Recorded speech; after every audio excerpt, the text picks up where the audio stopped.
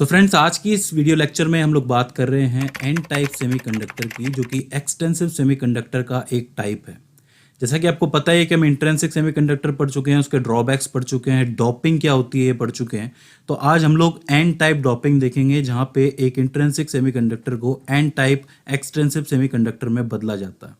हम लोग ये देखेंगे कि उससे उसकी प्रॉपर्टीज़ में क्या फ़र्क आता है, और साथ ही जो ड्रॉबैक्स हमें इंट्रिंसिक सेमीकंडक्टर में देखने को मिल रहे थे, क्या उनका सॉल्यूशन इस डॉपिंग से पॉसिबल है कि नहीं है। तो मान लेते हैं कि हमारे पास सिलिकॉन का एक इंट्रिंसिक सेमीकंडक्टर है, जो कि कुछ इस तरीके से है। अब इसके अंदर हमें एन टाइप डॉपिंग करनी है, यानी कि इसे एन टाइप सेमीकंडक्टर बनाना है, मतलब इसे नेगेटिवली बिहेव करवाना है। और हमें पता है कि सिलिकॉन के एक एटम में 4 इलेक्ट्रॉन होते हैं सबसे बाहर, राइट। तो अगर हम चाहते हैं कि ये नेगेटिवली बिहेव करे या फिर इसके अंदर फ्री इलेक्ट्रॉन हो, तो इसके अंदर ऐसे एटम को जोड़ना होगा जिसके अंदर 4 से ज़्यादा इलेक्ट्रॉन हो। और ऐसे एटम के लिए हम लोग इसके नेबरहुड से, यानी कि इसके राइट साइड से उठाएंगे एलिमेंट, कौन सा, फॉस्फोरस। अब फॉस्फोरस में सबसे बाहर 5 इलेक्ट्रॉन होते हैं, इसलिए इसको पेंटावैलेंट एलिमेंट भी कहा जाता है। और चूंकि इसके अंदर सिलिकॉन के मुकाबले 1 इलेक्ट्रॉन एक्स्ट्रा है, तो वो फ्री इलेक्ट्रॉन इसके अंदर होगा, तो इसको डोनर एलिमेंट भी कहा जाता है, डोनर टाइप एलिमेंट भी कहा जाता है, राइट। तो इसके और भी एग्जांपल्स है, जैसे कि फॉस्फोरस के साथ आर्सेनिक हो जाता है, एंटीमनी, बिस्मिथ। इन सभी के सभी एलिमेंट में जो इनके एटम होते हैं, इनमें सबसे बाहर 5 इलेक्ट्रॉन पाए जाते हैं, तो ये सब पेंटावैलेंट होते हैं।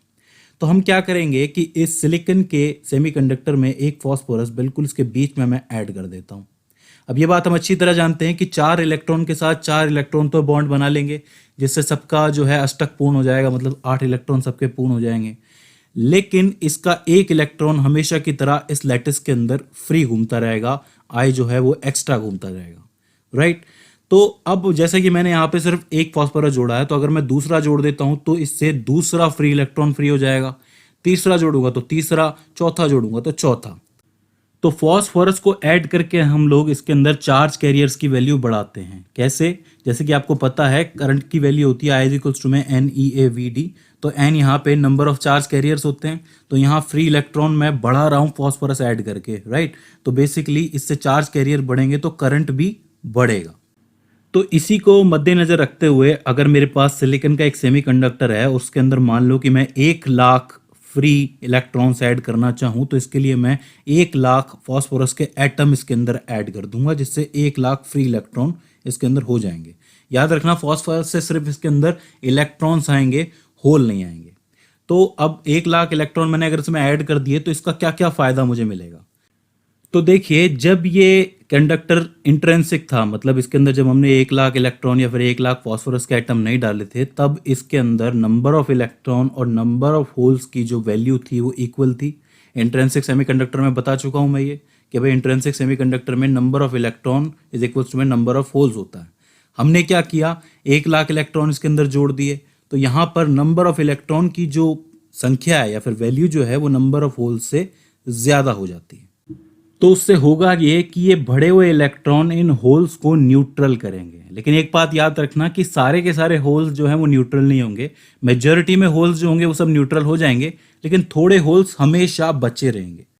तो अब आप पूछेंगे कि भाई ऐसा कैसे, जब इतने सारे इलेक्ट्रॉन इसके अंदर आ गए तो ये सारे के सारे होल्स को न्यूट्रल कर ही देंगे ना, तो इसमें थोड़े से होल्स भी कैसे बचेंगे। तो देखिए, इसको आप लोग एक तरीके के रिलेशन से समझ सकते हो। रिलेशन ऐसे होगा कि इसके अंदर बहने वाला करंट है I में NeAVD, राइट। तो जब ये इंट्रिंसिक था, शुरुआत में जब ये प्योर था, तब इसके अंदर number of electron equals to में number of holes equals to में नंबर ऑफ चार्ज कैरियर्स, ठीक है। सब बराबर थी सारी की सारी वैल्यू। तो अगर आप नंबर ऑफ इलेक्ट्रॉन को नंबर ऑफ होल से मल्टीप्लाई करोगे, तो यहाँ पर नंबर ऑफ चार्ज कैरियर्स का स्क्वायर हो जाएगा। वही अगर यहाँ पर 2 है, यहाँ पर 2 है, मल्टीप्लाई करोगे तो 4 हो जाएंगे। तो यहाँ पर 2 का स्क्वायर लिख सकते हो ना इस चीज़ को। तो यहाँ पर हमेशा इसको हम स्क्वायर लिख सकते हैं। अब मान लो कि इसके अंदर हमने कुछ इलेक्ट्रॉन जो है ऐड कर दिए, यानी कि एटम जो है ऐड कर दिए हैं, तो उस समय इस इलेक्ट्रॉन की, नंबर ऑफ इलेक्ट्रॉन की जो वैल्यू है बढ़ जाएगी। इसको हम लिख देते हैं NE⁻⁻, यानी कि E' लिख दिया मैंने, मल्टीप्लाई बाय यहाँ पर होल्स जो हैं उनकी वैल्यू भी घट जाएगी, तो इसको हम लोग लिख देते हैं NH⁻⁻, right, is equals to में Ni का स्क्वायर। अब मजे की बात यह है कि चाहे इंट्रिंसिक सेमीकंडक्टर हो चाहे एक्सटेंसिव सेमीकंडक्टर हो, दोनों ही कंडीशंस में ये Ni के स्क्वायर की वैल्यू बराबर रहेगी। मतलब जो वैल्यू यहाँ पर आई है ऊपर, वही वैल्यू नीचे भी आएगी। इसको आप लोग एक एग्जाम्पल से सॉल्व करके देख सकते हो। मान लो कि इंट्रिंसिक के टाइम पे एन ई की वैल्यू 100 थी और एन एच की वैल्यू 100 थी, राइट। तो N E multiply by N H is equals to में 10,000। क्लियर है, कोई दिक्कत नहीं है।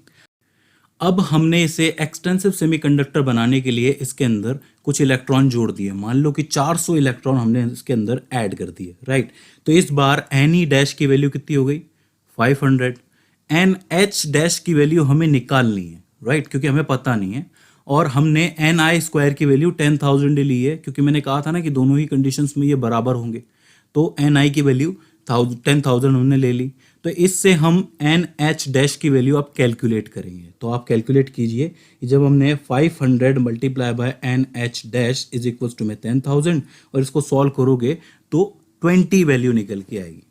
कहने का मतलब ये है कि इंट्रिंसिक का टाइम पे जब इलेक्ट्रॉन की वैल्यू थी 100, होल की वैल्यू थी 100 और एन आई स्क्वायर की वैल्यू भी हमें यही निकल के आई थी, राइट। हमने एक्सटेंसिव जब इसको किया तब इलेक्ट्रॉन हो गए 100 से 500 और जो होल थे वो हो गए 100 से 20। तो इसका मतलब होल्स की जो वैल्यू है वो हमेशा कुछ ना कुछ रहेगी, भले ही सबसे कम रहे, बहुत कम रहे, 20 रहे, 10 रहे, 5 रहे, लेकिन वैल्यू हमेशा इसके अंदर रहेगी होल की। पूरी तरीके से न्यूट्रल कभी नहीं होगा ये चीज़ आपको याद रखनी है। अगली जो इसमें इंपॉर्टेंट चीज़ है वो ये है कि इसके अंदर जैसे ही हमने पेंटावेलेंट खासकर फॉस्फोरस का एटम हमने जोड़ा तो फॉस्फोरस के इलेक्ट्रॉन इसके अंदर गए। अब याद रखिए कि फॉस्फोरस के जो इलेक्ट्रॉन्स होते हैं उनकी एनर्जी सिलिकॉन एटम के इलेक्ट्रॉन से कई ज़्यादा होती है, राइट। इसका ये डायग्राम आप देख सकते हैं कि जो आपके सिलिकॉन के जो इलेक्ट्रॉन होते हैं वो बेसिकली पहले वैलेंस बैंड पे रहते हैं, फिर कंडक्शन बैंड के लिए उनके पास इतनी एनर्जी होनी चाहिए। लेकिन जो फॉस्फोरस के एटम होते हैं उनके जो इलेक्ट्रॉन होते हैं उनकी एनर्जी ऑलरेडी यहाँ तक होती है, मतलब उन्हें सिर्फ इतना सा हिस्सा पार करना होता है। तो अगर इन्हें टेम्परेचर, मतलब थोड़ा सा भी टेम्परेचर, थोड़ी सी भी हीट मिल जाए नेचर से, तो ये इलेक्ट्रॉन्स जो हैं कंडक्शन बैंड के अंदर चले जाते हैं। और आपको पता है कि जब इलेक्ट्रॉन कंडक्शन बैंड में चला जाता है तो वो इलेक्ट्रिसिटी को कंडक्ट कर सकता है, ठीक है। तो इसका मतलब इसके अंदर मैंने इलेक्ट्रॉन्स बढ़ाए, उसकी वजह से इसकी कंडक्टिविटी बढ़ गई, राइट।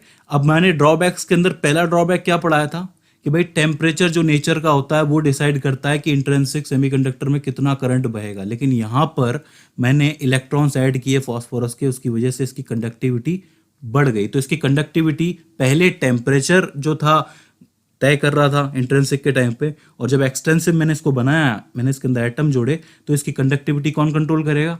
मैं करूँगा, राइट, क्योंकि मैंने इसके अंदर इलेक्ट्रॉन जोड़े हैं, इलेक्ट्रॉन मैंने इसके अंदर ऐड किए हैं। तो पहला ड्रॉबैक खत्म हो गया। दूसरा जो ड्रॉबैक था वो ये क्या था? वो ये था कि इसके अंदर जो करंट की वैल्यू है वो कम जनरेट होती है, राइट। तो इस बार जब मैंने इसके अंदर इलेक्ट्रॉन जोड़े हैं तो इलेक्ट्रॉन की संख्या बहुत ज़्यादा बढ़ गई है। 1 लाख या 2 लाख इलेक्ट्रॉन मैंने फ्री इलेक्ट्रॉन जोड़ दिए, और जहाँ पर फ्री इलेक्ट्रॉन होंगे वहाँ पर जो करंट है वो अच्छी क्वांटिटी के अंदर बहेगा। तो वो प्रॉब्लम भी सॉल्व हो गई। और तीसरा जो ड्रॉबैक था वो ये था कि जो मेजॉरिटी में चार्ज कैरियर है वो कौन से हैं?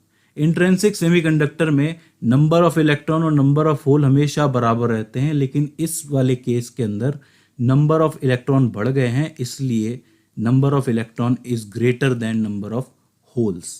तो यहाँ पर जो करंट क्रिएट होगा उसके लिए जो मेन चार्ज कैरियर होगा वो इलेक्ट्रॉन होगा। तीनों के तीनों ड्रॉबैक्स का सोल्यूशन हमें मिल गया।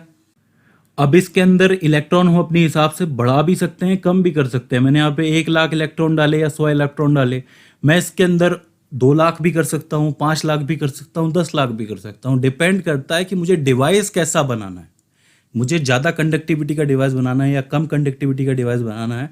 उस हिसाब से मैं इसके अंदर एटम्स डालूंगा, इलेक्ट्रॉन्स डालूंगा, और उस चीज़ की जो कंडक्टिविटी है वो ऑल्टर होती रहेगी, बढ़ती रहेगी, कम होती रहेगी मेरे हिसाब से। तो इस तरीके से हम लोग एक इंट्रिंसिक सेमीकंडक्टर को एक्सटेंसिव सेमीकंडक्टर में बदलते हैं ताकि हम इससे डिवाइस बना सकें। अब जो बीच में मैंने आपको न्यूमेरिकल सॉल्व करके दिखाया था उसका आप लोगों को ध्यान रखना है, क्योंकि एग्जाम में क्या होता है कि ऐसे न्यूमेरिकल्स जो हैं वो पूछे जाते हैं कि नंबर ऑफ होल्स कितने होंगे, नंबर ऑफ इलेक्ट्रॉन्स कितने होंगे, राइट। उस चीज़ को समझने में आपको आसानी होगी। तो फ्रेंड्स, आई होप ये वीडियो आपको समझ में आई हो, ये कॉन्सेप्ट आपको समझ में आया हो। इसके बाद भी इसके अंदर आपको कोई क्वेरी आती है, कोई दिक्कत आती है, कोई सवाल आता है, या फिर हमसे कोई गलती हो जाती है, तो नीचे कमेंट सेक्शन में आप हमें बता सकते हैं। तो फ्रेंड्स, आज की इस वीडियो के अंदर बस इतना ही। सी यू इन द नेक्स्ट।